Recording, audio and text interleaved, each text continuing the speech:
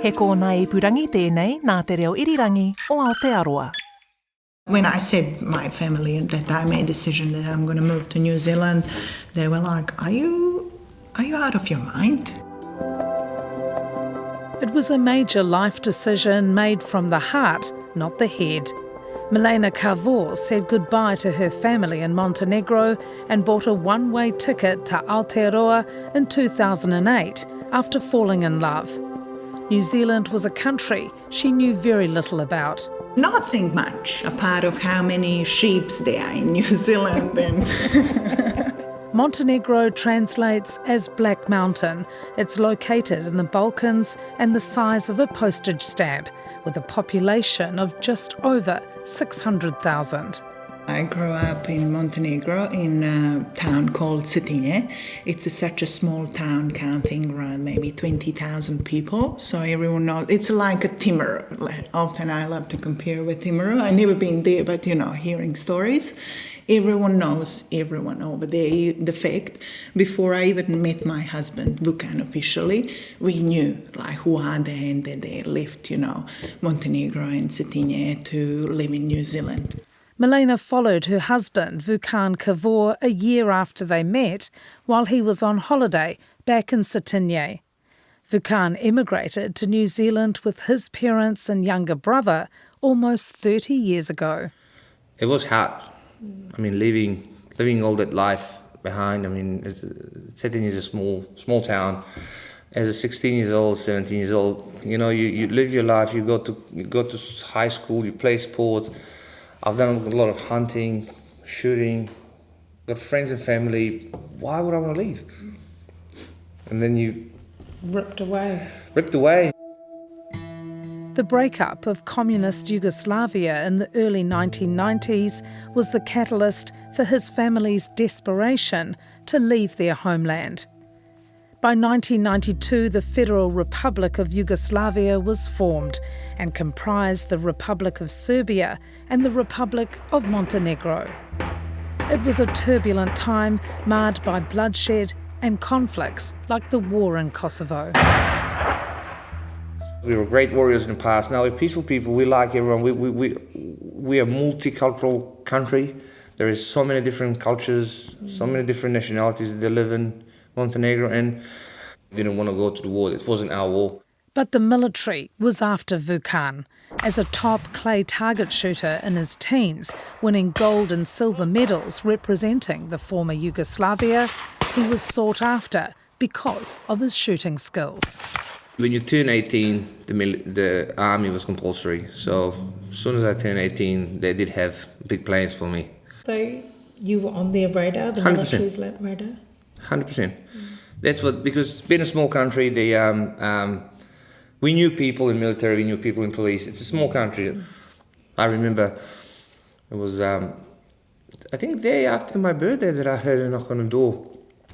And my brother was actually young, and I heard unknown voices asking for me, so I assumed there was a military police actually going, you turn 18, they're coming to get you and they're going to war.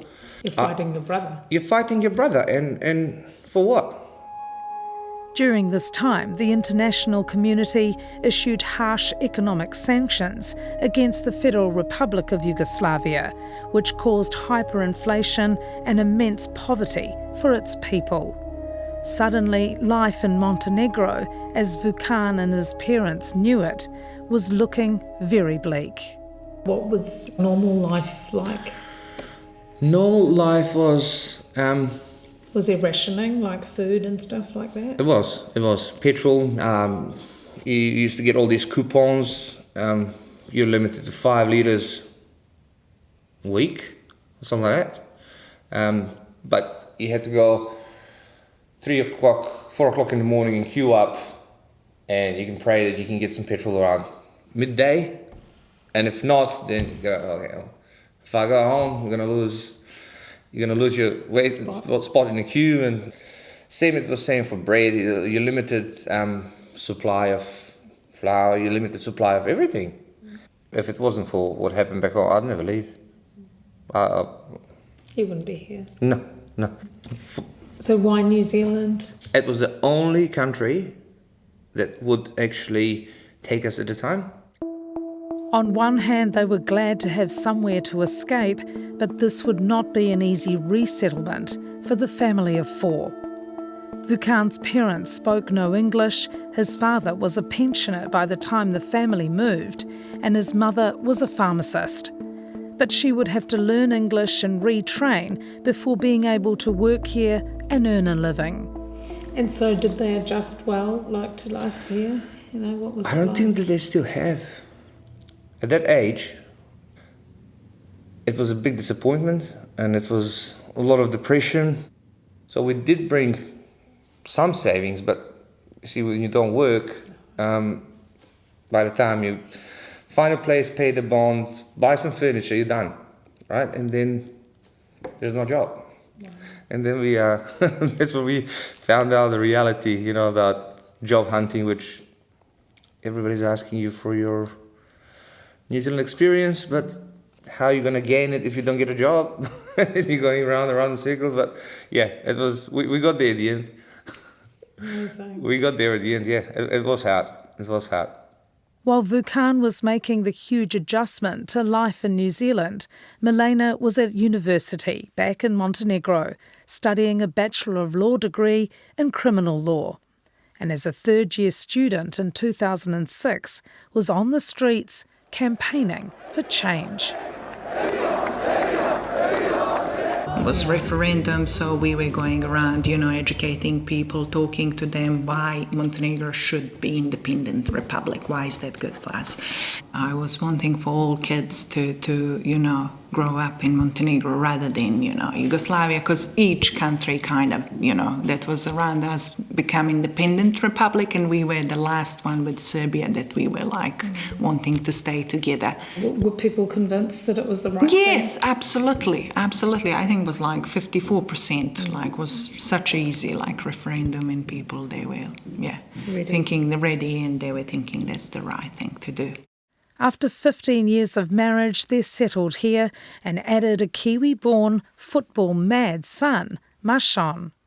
Can you say, my name is Vukan Cavor? Ja se zovem Vukan Cavor. And what position do you play in soccer? Striker. Oh, wow. You're the guy. It's a stressful position. Yeah. You love it though? Yeah. Mashan is 11 now. He went back home. I think first time he went back home was at 3 months old. He speaks our language, Montenegrin language, fluently. He can write, he reads, maybe as good as I do. Their perseverance to maintain their cultural identity in a different country has never wavered, and they still care deeply about what's going on in the Balkans. Vukan and his brother, who is studying for his PhD in linguistics, have both been involved in the book The Greatest Crime in History, which documents the suffering Montenegrins went through from 1918 to 1939 under Serbian occupation. Just tell the history, plain and simple. You know, plain and simple, so you can actually decide, now, okay, now we know exactly what happened, let's move on. That just shows that even from this great distance, the love you still have for your country. 100%, yeah, 100%. Because why else would you do this? You still care. I care a lot, actually. I care a lot, and you know, I will do the same for New Zealand. If God forbid, which I know it won't happen, I would do the same. You know, I would always fight for the right thing. Because she couldn't practice law here, Milena has reinvented herself and pursued another passion, her love of all things fashion. She's now the manager of a high-end clothing boutique. I grew up under the strong influence of Italian fashion. Was such like kind of natural place for me to be. Like, I love to meet new people, I love to know about them, who are they, where are they from, and yeah, I love people. She's also a self-taught DJ and has recently been selected as a cycling sprint instructor at Les Mills Gym in Auckland. I always love to challenge myself and to keep myself busy, because I'm not busy enough with my boy. I mean, do you think your life is completely different had you stayed and lived in Montenegro? Probably I would be the successful lawyer. But since it's such a small country with a small... I don't know, am I allowed to say this, publicly, but it's a small-minded country. Yeah, small-minded country, and everybody is looking your business, what you're doing, so you're kind of living in a little frame. So I don't know would I be able to do all this stuff, what I'm doing here, because there's possibility that would be judged, how should behave and what she should do, yeah. So that's why I love New Zealand, giving me all these opportunities, I believe that wherever you take your first breath, it's your home. Montenegro will always be my home, but I owe a lot to New Zealand, and this is a home now.